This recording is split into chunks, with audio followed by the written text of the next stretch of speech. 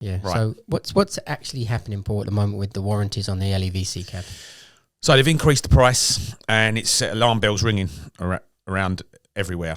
Fleets, drivers, retail drivers, mushers, whatever you want to call them. Because at the moment, you buy a new taxi, brand new, you get a manufacturer's warranty with it, 3 years, and then you get offered an extra 2 years for around about 700 quid, which is a no-brainer because that warranty is near enough as comprehensive as the manufacturer's warranty. You have to buy that warranty at the time? You don't have to, but everyone does because of the price. So when you buy the cab, you buy an additional 2 years. What if you left it 3 years and then bought the warranty? Can't do that. Can't do that. You've got to buy it there and then. You've got to buy it there and then. You've got to make the decision there and then. You can't go away and think about it. And you don't really want to for that price. They tell you when you buy the cab, everything's covered.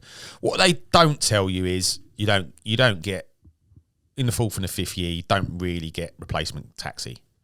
That you have to sort out yourself, or you have to have a couple of days off. In year 1, 2 and 3, there's a replacement taxi on the line as well. So when it goes in for repairs, you get it. But on the the third or the fourth and fifth years? Yeah, you get replacement. You don't get a replacement, sorry. So there's a 3-year warranty with an additional 2 years to take it up to a 5-year warranty. Correct. But in the last 2 years, you won't get a replacement cab. Correct. Right. So that's kind of the only drawback. And most things are covered in that time. So they've increased the price of that. It was 700, now it's gone up to 1,500, and there's also a excess. So every time you make a claim, they want 250 quid. So that's sort of nullifying the small claims, isn't it? So there's no point claiming if the part and the labour's 400, there's no point making that claim because you've got to pay 250 of it. Yes. So they're killing that as well. Now, the reason they've done this is because of the amount of claims. It's a comprehensive warranty. When have we ever had a taxi that's had a 5-year warranty, let alone an 8-year warranty? Because you could extend it to 8 years. That used to be 2,000. That's gone up to 5,500. So it went up to 3.5 grand. Then it went up to 5.5 grand in January. Yeah. So to get a full 8-year warranty now with the cab, it is 5,500 plus another 1,500. 7,000. 7,000. £7,000 for a 8-year warranty. And then you got your excesses as well. Yeah. And also between the years 5 and 8, there's a lot less cover. And rightly so, because the cab's done a lot more miles, it's a lot older. Yeah. And rightly so, it should be less cover. It's going to be. You can't expect it to be covering what the manufacturers are covering on it. Yeah. So the manufacturer's warranty is a 3-year warranty. Yeah. So when you're saying this £7,000 extra, that's not part of the 3-year warranty from the manufacturer. That's an additional £7,000. Correct. Right, and in the first 3 years of most things that we purchase, you wouldn't expect much to go wrong. And if there were small things, which like wipers and stuff like that, and maybe little bits of veneers and stuff start peeling and bits, they're not going to cost more than £250 to do, so that would be negligible. It's the only things you're talking about in the first 3 years would be big stuff that would cover the value of that, which kind of means I wouldn't bother. The £250 thing. Well, yeah, this is the thought process now for drivers and fleets. Like, do you bother with a warranty, a 7 grand warranty, an additional warranty? Yeah. I mean, look, it's there. It's an opportunity to have it if you want it, but you've got to be clear on what it covers, and read the small print and know what you're buying. I mean, me personally, I've got a lot of vehicles. I'm not doing them. Once they went over 2,000 from the years 5 to 8, I was out. I thought to myself, I'll have to play a game of risk here. Yeah. I had some. I covered some because of the cost, but as soon as it went up, I said no.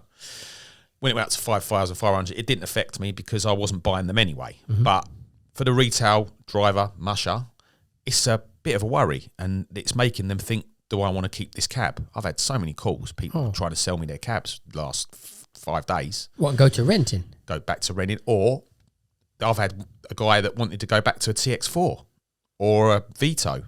He said, I want to get out of this cab. Warranty's running out in 3 months. I want to go back to the old cab. And I'm thinking, hang on a minute. Where's the thought process there? I mean, you're going to an older cab that's got less plate on it, also out of warranty. Things can go wrong on that, but you're getting an older cab. Also, you've got to find one with low mileage, and that's going to cost you between 25 and 28,000. I don't see the point in him, what he's doing. Why doesn't he put some money away for maintenance of the cab he's already got? Well, my view on warranties is always they're an assurance policy, And insurance, indeed. All insurance policies make money for the insurance companies. They are statistically worked out that the amount of people that will claim the bits will be less than the value of what money they're putting in. They're not doing it for a loss at all. And then when the value of what you're putting in becomes so great, you could then ask yourself, so if it's going to cost me $7,000, I've got a 3-year manufacturer's warranty anyway, but I'm going to pay an additional $7,000 to increase it to how many years? 8. So including the 3. So I get an extra 5. It's not an extra 8 on top of the 3. No. So include that. So I get an extra 5 for this $7,000. Now, obviously, after the early stages of the cab, what would go wrong? If nothing goes wrong, generally, like anything, it's working. Well, this is the problem. This is why they've increased the warranty, because in the first 3 years, in the first 5 years, big things are going wrong with this cab. Right. So, which is the issue of why they've increased the warranty. I don't think they'd be increasing the warranty if little bits of veneer and this. If it was small things, they would extend the warranty and not have an issue with it. Yeah. Because big things are going wrong, mainly this part called the ERAD. Do you know what the ERAD is? Yes, we had that on the other one. Yeah. So that is the radiator. Electronic rear axle drive. Yeah, most people know what they are. Yeah. That's the thing that's going wrong the most, and I've had loads of them. And it seems to be a pattern of when they go wrong and why they go wrong, but I don't know the real answer. I don't think it's going to change, and nor do they now, and that's why they've increased this warranty. The only thing I think could happen and should happen is a cheaper fitting, i.e. they get the part cheaper and someone comes along with a business plan that they're going to just fit ERADs. You're talking about a copy part? Maybe not a cop, maybe, or a recon, or some. Or who makes the part at the moment? Where's the ERAD coming from? I don't know. Oh, okay. So most likely China. Is that LEVC put together here in Britain? Yeah, the vehicle's built here in Coventry and Anstey. Right. I'm assuming that part is brought to the factory and put into the vehicle, and that's the part that's going wrong the most. And it's about $5,000 to replace. So the warranty's $5,000, and it's in excess of 250. So there you go. Wasn't this an issue that we discussed that was more to do with software? Because the ERAD is using too much torque, if I remember rightly. I think so. Initially. Yeah. So if a software-based idea would be to reduce the amount of torque applied as the vehicle pulls away. They tried that. It didn't work. It hasn't. Because every year I've queried it. Because it's been a problem since 2018, since it first came out, ERAD's going. And obviously I'm thinking, because I've been with it since day one, I'm thinking first year teething issues. Then year 2, I'm saying, what's going on with these ERADs? Because I'm having loads of them go. We've got some software upgrades for it, so it doesn't spin so tough and all that kind of answers I'm getting. Okay, cool. I'm patient. I'm not the most patient person, but I'm patient. Year 3, still going. What's going on? Yeah, software update, recons, We're doing this, that, and the other. We're now in year 6, and the 72 plate ones are going. I had 2 on Tuesday in one day. Is it the identical ERAD to the initial ERAD they had 6 years ago, or is there upgrades?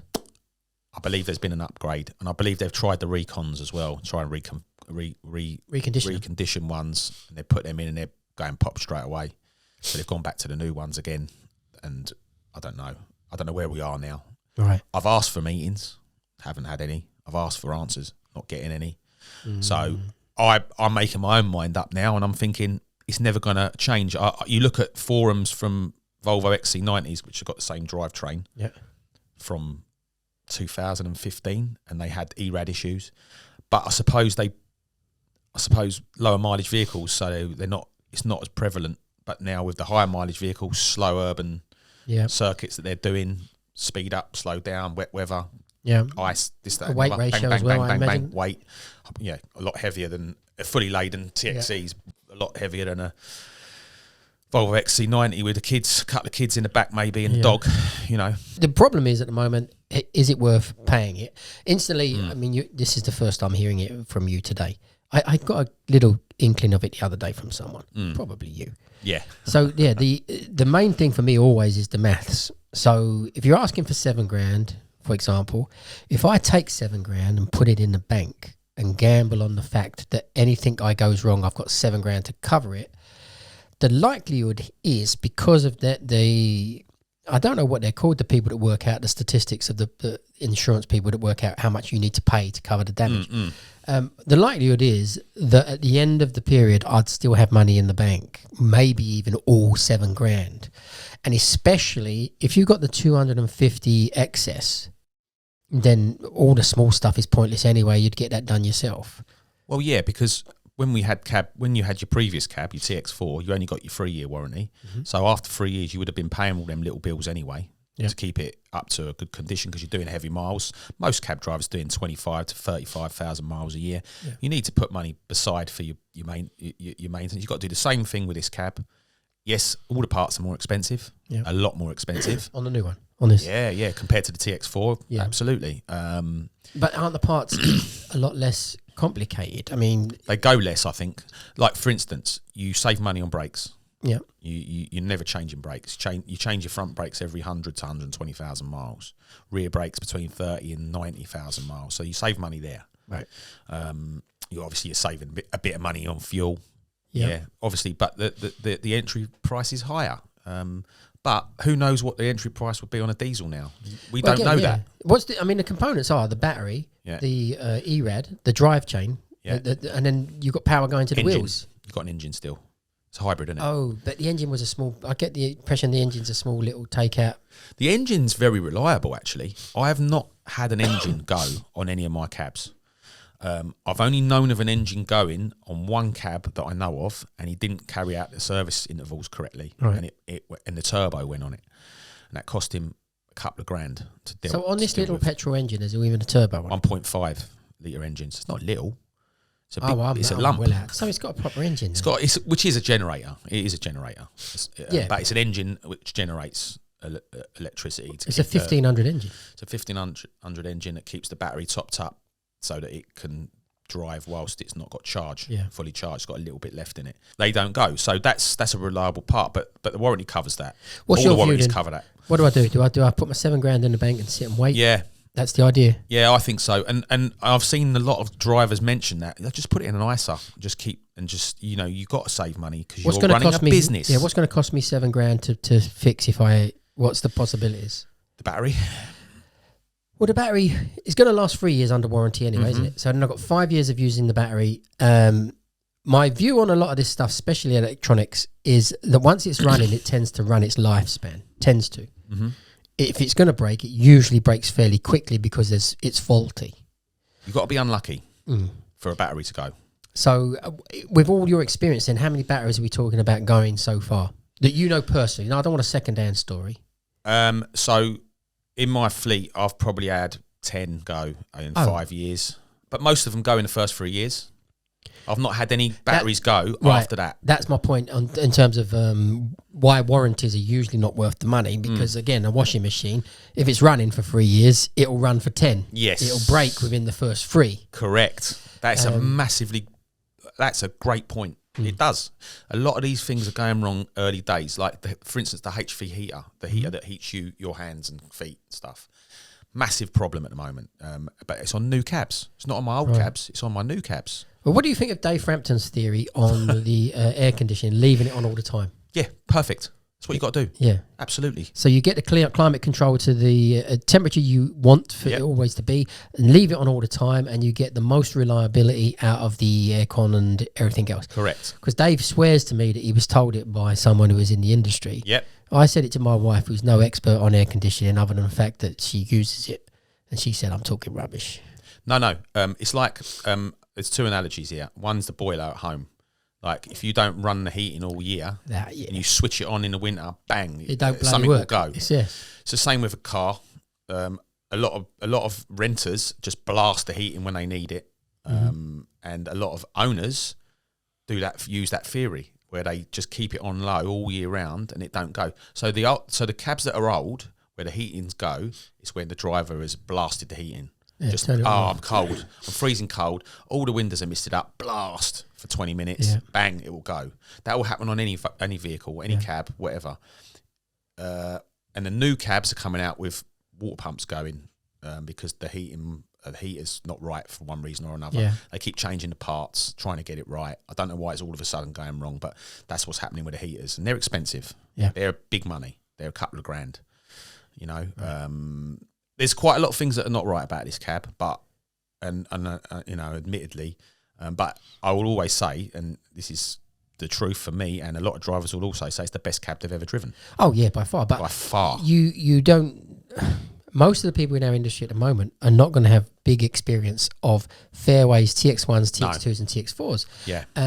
And the uproar when the TX1 came out with the problems it had, design faults that then you have to fix, but you're bringing out something brand new, and there's always something you didn't realise. The biggest one on the funny one on the TX1 was the doors opening and splashing you full of water that collected. Did you remember that one? No, because I didn't do TX1. I came in at TX2. Right. On the TX1, yeah, the guttering above the door would collect the water and it wouldn't go. And then when you opened the door, it would all just come down on you. That was one of the faults. And so it was a shower included? Yeah. En suite. But it was very hard to predict that they'd mucked that up. I mean, I suppose the testing was never out on the road for a year in the rain or whatever. And this is the thing, they didn't test this as a taxi, a proper taxi. They tested it as a car, in my opinion. Yeah. It was built by car people.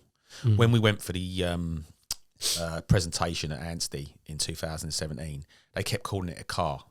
And so many of us kept stopping them and saying, look, please, don't keep calling it a car. It's a taxi or a cab. Get the terminology right. And I didn't realise how prevalent that'd be later on, because they don't. Yeah. They still treat it like a car when it's a taxi. Even on the simplest things, Paul. If you open a car door, your car door gets opened 2 times, 3 times a day. And the passenger door doesn't get opened anywhere near enough, and the back doors won't get opened. Now you're doing a taxi where the back doors are going to get opened 15, 20, 30 times a day. That's 30 times the usage. And guess what one of the major problems has been on that cab? Doors? The hinges on doors. They weren't, when in the first year, I can't tell you how many doors got broke. Yeah. Because, and how much must that have cost them under warranty? Same with windscreens. You know, they lost a load of windscreens. Thousands. Because they were cracking because of pressure. I don't know what that was. Well, they don't anymore. Yeah, no one's They've using got the windscreen other than bottom looking of that. for it. You look for it too hard, it might crack. Yeah, and the door issue was huge, and you hit the nail on the head there. Like the amount of times that near side door gets opened a day when we're busy is a lot. Yeah, and that's why the hinges weren't, and they upgraded the hinges, and now the hinges are man enough to take that. So they've done it. They've engineered it correctly. Well, whether they can do it on a part that's so important to the cab as the ERAD, I have no confidence now, because it's gone on too long, 6 years. I have no confidence. So I think that there needs to be an ERAD centre, like gearbox centre. Yes, There needs to be an ERAD centre. Make it. You can't refurb them. Well, yeah, you can. I believe there will be a scenario where you can. Someone needs to come out and go, right, I'm investing in a centre. But surely, I mean, these guys are engineers. They must have done the mathematics to say what the proportion of the size of the ERAD needs to be to the proportion of torque required on pulling away or whatever. Well, it's an error, an engineering error. Yeah. I don't see how they can argue that. Yeah. And if they can, let them come here and talk to us and tell us, well, this is because of this, and this. And I'd like to hear it, wouldn't you? Well, we did speak as well on another podcast about they're not making a profit. Nah. So then that's a major problem, because you've got to try and make a cab for a budget that does the job. Yeah. On a basis that you sell only so many. Again, I don't know. It doesn't add up to me. They're obviously trying for a world market, aren't they? And they're having some success in other cities. Paris has started to pick up a few, haven't they? Yeah, that's nowhere near enough. Okay. And they went with a van as well.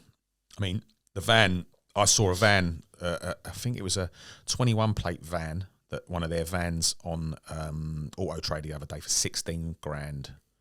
So the bottom has fallen right out of that, hasn't it? Wow.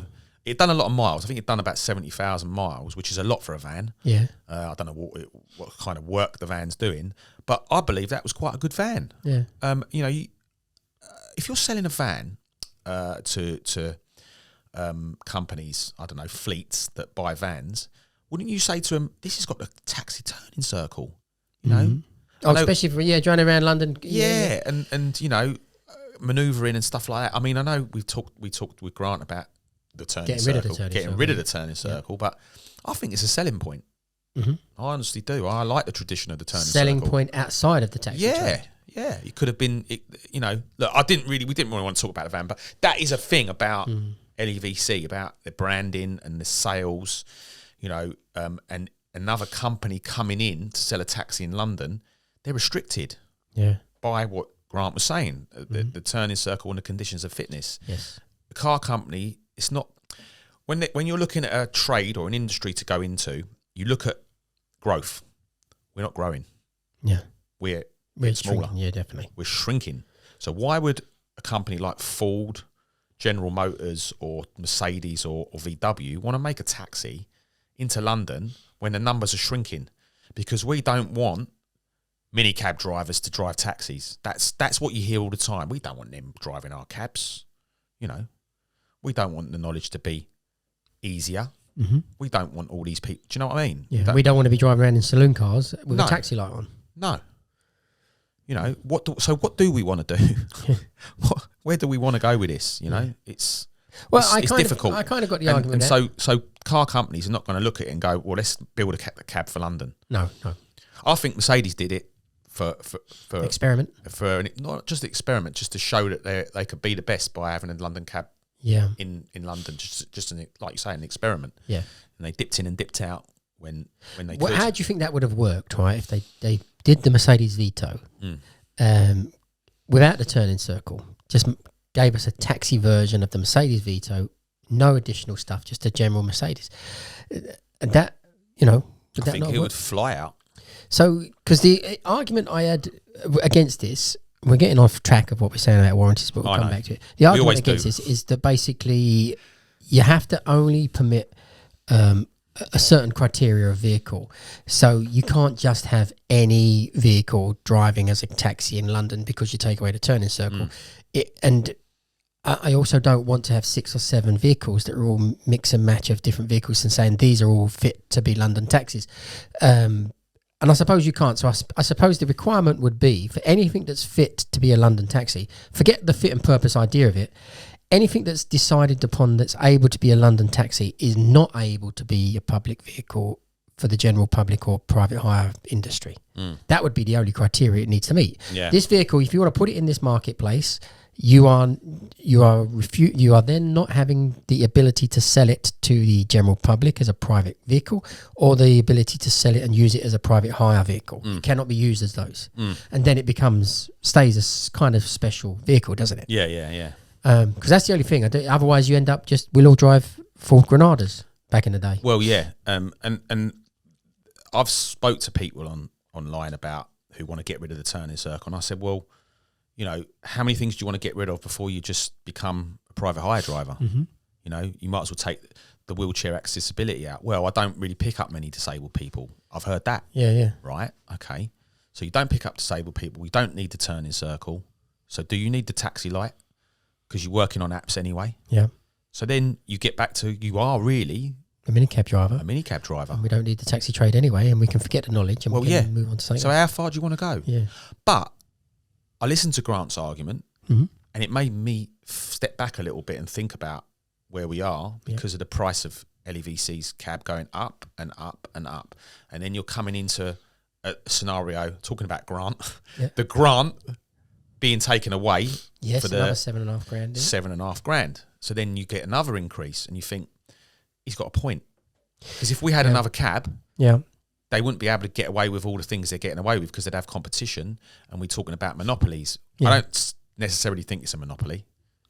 If you look at monopoly and, break it down, monopoly's a different thing. It means it's forced, but it's not forced. It kind of is when you get into the idea of what we covered with the Metro cab and how they managed to get the Metro cab off the market by cleverly suing them and losing, but basically refusing to pay the bill, which then bankrupted the company. So that kind of monopoly means you... 10 years ago that was, by the way, so that's gone quickly. That was on trial 10 years ago, that cab. And it wasn't a bad looking motor, but the LEVC does look nicer, in my opinion. But it's all subjective. What it looked like. I can't remember what it looked like. We can get that up on the thing, I suppose, but I think it's all subjective. It was so unfair, though, as well, to go on the case of that it looked too much like our taxi, when quite literally, me being an old schooler, I look at most of these modern cars, and you pick the model. Every single company, Ford, Nissan, or whatever, they've got their little 2-door version of the Ford Fiesta kind of thing. Then they got their next one up. And I couldn't tell the difference between half of them. I know. They all look the same. And this is the thing. But we we live on looking the same, don't we? That's our uniform. Yeah. You know, we all want to we want to be iconic. We use this word iconic, and a lot of them are using it in a sarcastic way. Well, we're the icon, aren't we? You know, we have to be expensive, and we have to be. Well, yeah, because we want to be better than everyone else. We have kind of really gone off thingy. Yeah. So, can we, in a nutshell, say what is the summary of this idea with the warranty? Yeah. Is that, and I think this would be my perspective, is I'll put my $7,000 in the bank and I'll take my chances. Yeah, and I think that's what the warranty company want you to do now. Oh, do you think it's deliberate? They don't, because they don't want to take the risk of having to pay out these things. No, they've paid out so much because of the engineering of the vehicle and the way it's gone wrong. The warranty claims is too high. They're not making any money. Like insurance companies, if you have a prang, so Dean, I've got you as a renter in my fleet, right? You've had 3 prangs in 6 months. Your rent's going up, or you got. I want you out. I'm sorry, it's nothing personal. I really like you. You're a funny guy. You make me laugh. Do you know what I mean? We're mates, but to do business with, you're a nightmare. I'm going to sue you. Yeah, you're a nightmare. I can't. But I don't want you to go because I like you. Yeah. Right. But your rent's now $480. Yeah. Do you want to stay with me, or do you want to go and find another fleet? Yeah. But that fleet, you know, they're going to take a risk on you. It's a risk. What about fleets? But we can't go anywhere else. Can't the fleet as a buyer? Can't the fleet as a cab renter? What if I'll rent the cab off you, minus the insurance? Yeah. And the insurance is an additional. You arrange it, but the insurance is additional. So my cab rent is $200, and you arrange my insurance, which might be, I don't know, could be $4 or $5 grand, couldn't it? Guess what? It's possible. I've offered it so many times. Even it used to be in my contracts that you can actually get your own insurance. No one wants to do it because they feel like they might as well buy their own cab then. But guess what? Private hire do it. Yeah. They rent out cars to drivers with or without insurance. Well, surely I didn't just invent that off the top of my head. No, you That's didn't. an ingenious idea, really. No, it's been around for a while. You can do it. I would also be accumulating no claims so that when I do buy my own cab, I've got a cheaper insurance to come anyway. So that sounds like a marvellous idea. It is. And also, when I had plenty of renters that rent for 6 months, a year, 2 years, then go and buy their own cab, and they go, "Oh, my insurance is so high," but the insurance company is saying that if your rental agent gives you a letter saying you've had no claims, then you know they can. And I've had renters say to me, "Can you do it?" I'm like, "But you've had 3 claims." "Oh yeah, but you can tell them that I haven't." No. Why would I do that? Yeah. Well, it's a favour. No, because that's fraud. Yeah, it would be fraud. Not going to commit fraud just so you can get cheaper insurance. Yeah. But the amount of times I've been asked for it, wow. Right. You know, it is there. But again, we're diversifying. But what I'm saying is that they're an insurance policy, and an insurance policy is not making any money, and they're betting on something. They're betting on. Now they know the vehicle, and they know what they're betting on. Yep. They've got to take more money. Yeah, it's just the way it is. So now you've got to make that. They've put that They've put that ball in your court, and they've said, "Well, we will give you a warranty, but it's going to cost you." Yes. So that's where we are. And it's not the driver's fault. Yeah. It's not our fault. It's not the fleet's fault. It's not the driver's fault. It's the fault of the engineering of the vehicle that we're buying. And it's the only one we've got. Do you think it might change the mindset of how you drove your own vehicle as well? Because you'd think like, well, got to be careful. Yep. Well, I had a very common Twitter guy who gets involved in a lot of stuff. He said he drives his vehicle like he's got an egg underneath the accelerator. And he doesn't want to crack it? Or is he doesn't want to crack the egg, but he doesn't want to crack the ERAD. Yeah. And guess how many ERADs he's had? 17. None. You know, says it all, doesn't it? So if we change the mindset of how we drove, maybe. Well, now you hit the nail on the head. It's not my vehicle, I'm renting it. Correct. I don't need to worry about eggs. Yeah, and guess how many ERADs one of my 18 plates has had? You're 17? 5? Mm-hmm. It's on its 5th. And then how much is each ERAD? Between 4 and 5 grand. Right, but you're covered on warranty for the first few. Yeah, and I'm still covered on another. I'm covered on one more. Right. Wow. So I've got one more to go. So I'm giving that one to. I want to rent that cab to that guy. Yeah. But he's got his own cab, sadly. You know, you say about the egg analogy, which is fine. Like I'm trying to press it like there's an egg underneath it. Yeah. Couldn't there be an adjuster on the accelerator that means that it's hard to push initially? So you That's not an ingenious idea, is it? Your previous one was pretty cool. Yeah. With the insurance. Oh yeah, but not that one. Nah, you're not going to get a speed limiter like that, are you? An engineer's got to deal with that ERAD. But again, I'm not a physician, engineer, car mechanic, none of that stuff. This would all seem to be software based, where it says maybe. Don't send so much electricity and let it. I think they tried that. That's what I'm saying. Because often whenever this cab goes in for service, it gets a software update. Yeah. Like a computer. Yeah. So they have sent updates to it.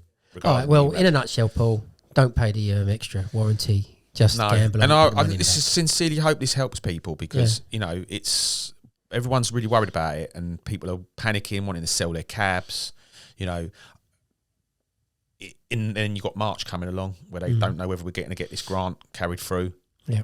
Look, I'm not trying to sell cabs, but if you're thinking about buying a cab, you're better off buying it now than you are waiting another 3 months, aren't you? Yeah. If you're going to buy a new one, right. But you know. That's the choice. All right, so thank you, Paul Byron, for your special expertise opinion Thank you very much. On this idea. And I hope someone's takes something from it and decides for themselves. I know what I would be doing. I would be definitely putting the money in the bank, sitting on that, and then hoping that nothing breaks that costs me more than $7,000. And I'm certainly not paying a 250 quid excess.